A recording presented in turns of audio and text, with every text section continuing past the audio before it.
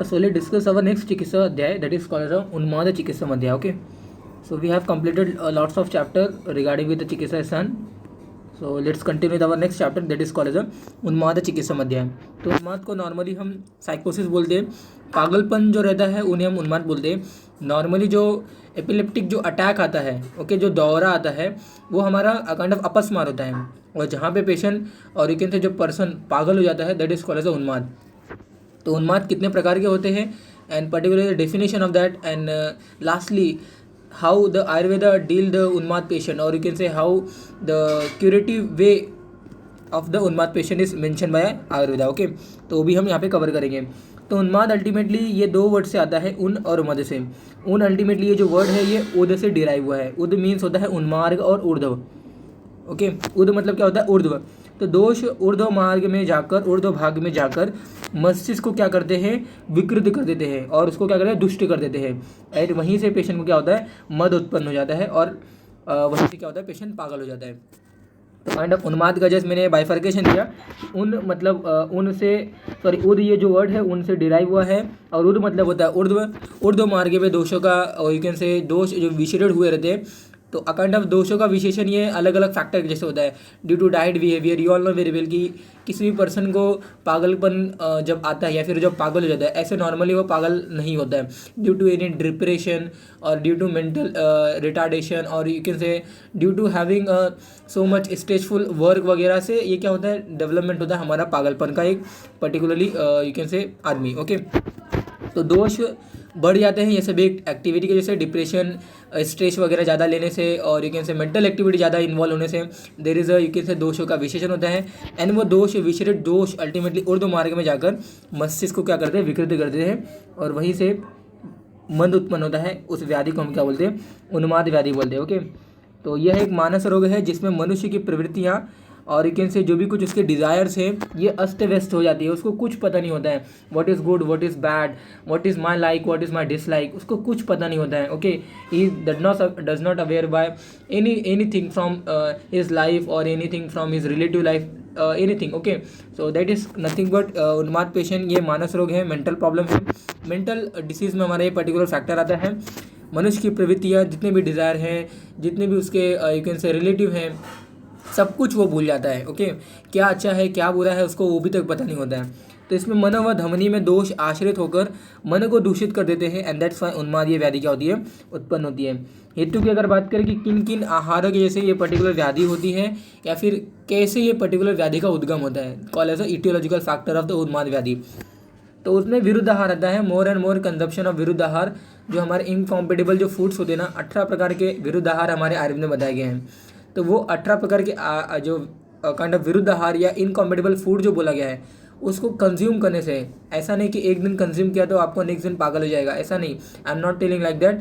Definitely if you are consuming the विरुद्ध आहार, you can say 1 year, 2 year, 3 year, और kind of आप continue उसको इनटेक करते जा रहे हो, और यू कैन से कंटिन्यू उसका आप अगर यू कैन से यूज़ करें तो डेफिनेटली ये आपका उन्माद में लीड हो सकता है. विरुद्ध आहार है, असुचि भोजन है, प्रदर्शनम देवगुरु द्विजानाम. ओके, देव गुरु ब्राह्मण का अपमान करने से a kind of you can से योर जो बोलते हैं ना कि जो भी आप एक्टिविटी करोगे, जो भी आप कर्म करोगे, उसका फल आपको इसी जन्म में मिलेगा, नहीं तो आपको नेक्स्ट जन्म में मिलेगा.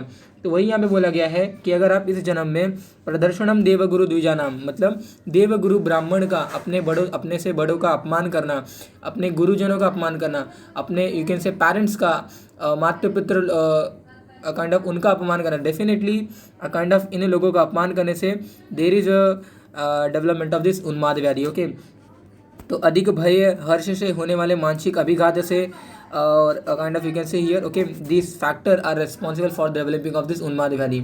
एक और फैक्टर आता है जो कि पहले के टाइम में वो हैपनिंग नहीं हुआ करता था, but definitely I want to mention here कि traumatic cause is also there, कि आगंतुक फैक्टर में वो फैक्टर आ सकता है कि अगर आप को सडनली कोई ट्रॉमा लगता है, सडनली आपकी रोड ट्रैफिक एक्सीडेंट हो जाती है, या फिर रोड एक्सीडेंट हो जाता है, या फिर सडनली आप कहीं से गिर जाते हो और वो काइंड ऑफ फॉल आपके अगर ब्रेन को अफेक्ट करता है, डेफिनेटली काइंड ऑफ साइकोसिस देर में है चांस. ओके, तो यहाँ पे आचार्य ने पहले के टाइम में ऐसा कुछ एक्सीडेंट वगैरह नहीं हुआ करता था, एंड दैट्स वाई आचार्य ने मेंशन नहीं किया है, तो I want to mention here and I want to tell you कि काइंड ऑफ यहाँ पे वो फैक्टर आ सकता है कि ट्रॉमेटिक फैक्टर। ओके जैसे कि मैंने आपको बताया कि विरुद्ध आहार है, असुचि भोजन है, देवगुरु ब्राह्मण का अपमान करने से है, अधिक भय या हर्ष होने वाली मानसिक अभिघात से, there is a too much development of the you can say a kind of उन्माद व्याधि। ओके उन्माद व्याधि की संप्राप्ति की अगर बात करें तो जो भी हेतु से मैंने आपको बताया उपयुक्त कारणों से, जो भी मैंने आपको ऊपर कारण बताया, थोड़ा सा इमेज ब्लर होगा गाइस, टाइम नहीं मिला, that's why I not prepare a kind of PPT on this topic. Okay so जो भी कुछ हैंड रिटन नोट्स हैं I am giving to you in if you are sincerely you can say a study person, definitely you can take lots of things from my side। okay तो उपयुक्त कारणों से अल्पसत्व व्यक्ति में या फिर हेतु सेवन से दूषित वातादि दोष बुद्धि के निवास स्थान हृदय को दूषित कर मनोवाही स्रोतस में आश्रित या फैल कर ओके मनुष्य के मन को मोहित कर देते हैं, मीन्स उनके चित्त को विभ्रम कर देते हैं, उन्हीं को हम क्या बोलते हैं, उन्माद रोग बोलते हैं। तो अल्टीमेटली सभी जगहों पे दोषों का विशेषण होता है,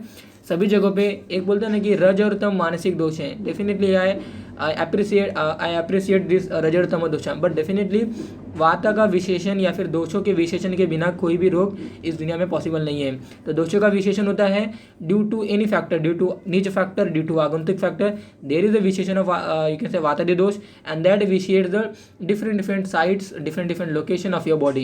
तो depending on the sites, depending on the location of your body, where it vitiates that site, where it you can say locate that site, that you can say vyadhi or occurrence of that disease to that respective site will be happen। okay तो वातादि दोष बुद्धि के निवास स्थान में मस्तिष्क को दूषित कर मनोवाही स्रोत में आश्रित होकर वहाँ पे फैर कर मनुष्य के मन को मोहित कर देते हैं, उनके चित्त को क्या कर देते हैं, विभ्रम कर देते हैं, उनकी बुद्धि को भ्रष्ट कर देते हैं। ओके तो उन्माद का प्रत्यात्म लक्षण अगर देखें काइंड ऑफ आप इनको प्रकार भी बोल सकते हो, उन्मादम पुनः मनोबुद्धि संज्ञा ज्ञानम स्मृति भक्ति शील चेष्टा आचार विभ्रम विद्यातः। तो इतने सारे फैक्टरों का क्या होता है, विभ्रम हो जाता है। तो उन्मादम पुनः मनोबुद्धि संज्ञा ज्ञानम, उन्मादम पुनः मनोबुद्धि संज्ञा ज्ञानम स्मृति भक्ति शील चेष्टा आचार विभ्रम विद्यातः। तो मन के विभ्रम से चिंतनीय विषयों को छोड़कर न चिंतनीय विषयों को सोचना, ये हमारा मनोविभ्रम कहलाएगा। ओके मनोविभ्रम हमारा क्या कहलाएगा, मनोविभ्रम कहलाएगा। जैसे आप देख सकते हो यहाँ पे ये श्लोक कॉमन श्लोक लिखा गया, आचार्य चरक ने दिया ये, उन्मादम पुनः मनो बुद्धि संज्ञा ज्ञानम स्मृति भक्ति शील चेष्टा आचार विचार काइंड ऑफ विभ्रम विद्यातम। तो इतने सारे फैक्टरों का क्या होता है, विभ्रम हो जाता है। तो मन के विभ्रम से चिंतनीय विषयों को छोड़कर न चिंतनीय विषयों को वो सोचते रहता है।